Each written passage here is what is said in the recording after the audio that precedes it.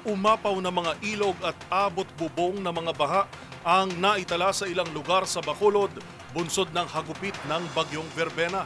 Pero pagtitiyak ni Bacolod Mayor Greg Gasataya, nasa halos 5,000 residente ang maagang nailikas bago ang pananalasa ng bagyo.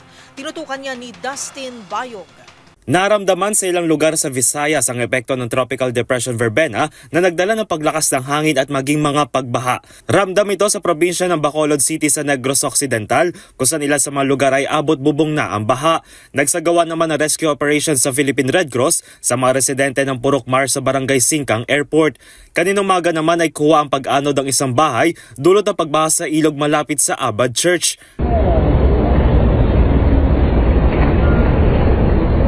Ganito rin ang sitwasyon sa bahagi ng Purok Kawayan sa Barangay 28. Kitang-kita rin ang pagragasa ng mga baha sa ilang mga kabayan tulad sa Purok Carvic sa Barangay Mandalagan at sa Barangay Tangub. Hindi rin nakaligtas ang ilang major roads sa probinsya kung saan kaninang umaga rin ay na-stranded na ang ilang mga pasahero. Sa panayam sa DZRH kay Bacolod City Mayor Greg Gasataya, nasa 4,910 na residente ang inilikas na sa sinagawang preemptive evacuation mula kahapon hanggang kaninang umaga. Ayon kay Gasataya ay napuno ang ilang major riverways kung kaya mabilis rin tumaas ang level ng tubig sa mga lugar. Lahat ng major riverways ng Bacolod medyo na siya. Yung level mataas,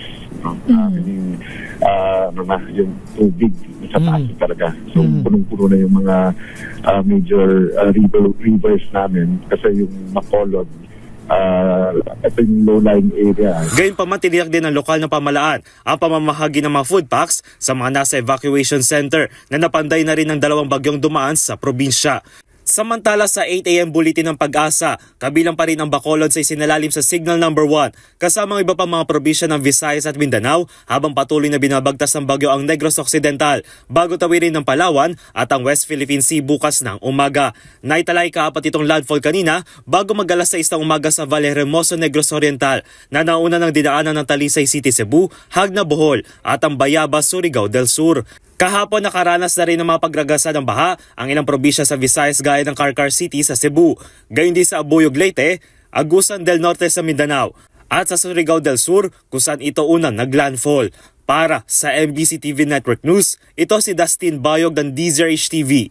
Una sa Pilipinas, una sa Pilipino.